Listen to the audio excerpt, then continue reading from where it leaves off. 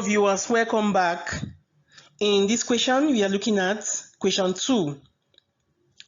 Sub 1. Solve for x the equation log x minus 3 base 2 plus log x base 2 equals 2. 3 marks. Sub 2. Express f of theta, where f of theta equals root 3 on 2 cos theta plus a half sine theta in the form r cos theta minus lambda, where r is greater than 0 and lambda is an acute angle. Hence, find the maximum value of the expression 2/4 plus f of theta. 7 marks.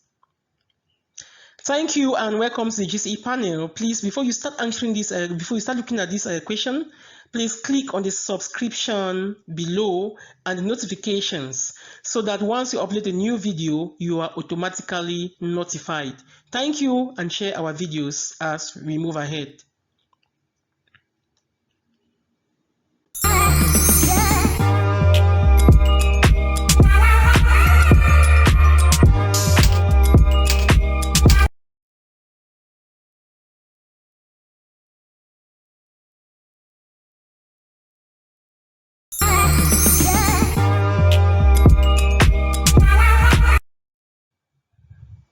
So we have been given this log. Since it's a product or a sum rather, we are going to apply products. Okay, we're going to multiply the logs. So this is going to give us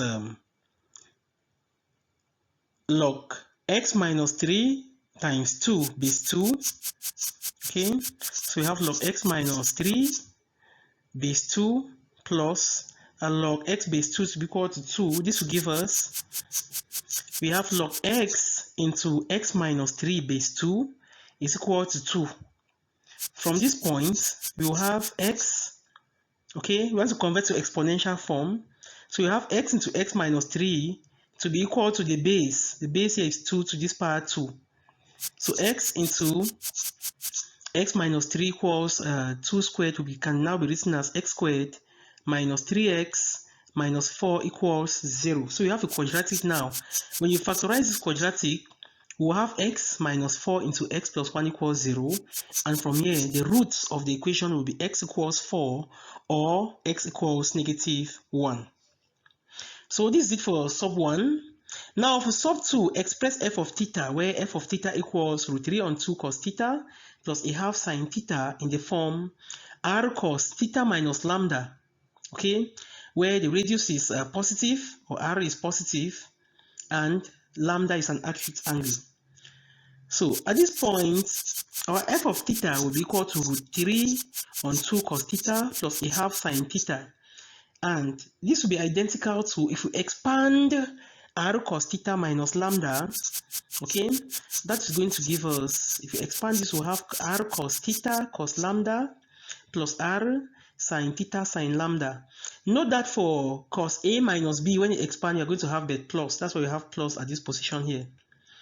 Now, these two equations are the same, okay?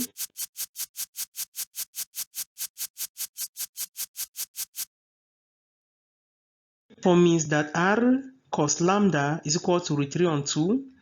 And this other one, r sine lambda is equal to a half. From here, we have r cos lambda and r sine lambda. For us to have tan lambda, we will say r sine lambda divided by r cos lambda. So we equally divide this side, a half divided by root 3 on 2. Tan lambda will be equal to 1 on root 3.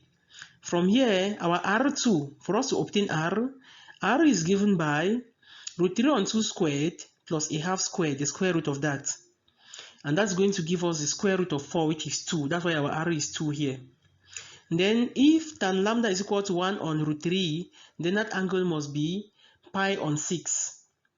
Okay? And when does this happen? This happens when you have something like the angle is 30 degrees.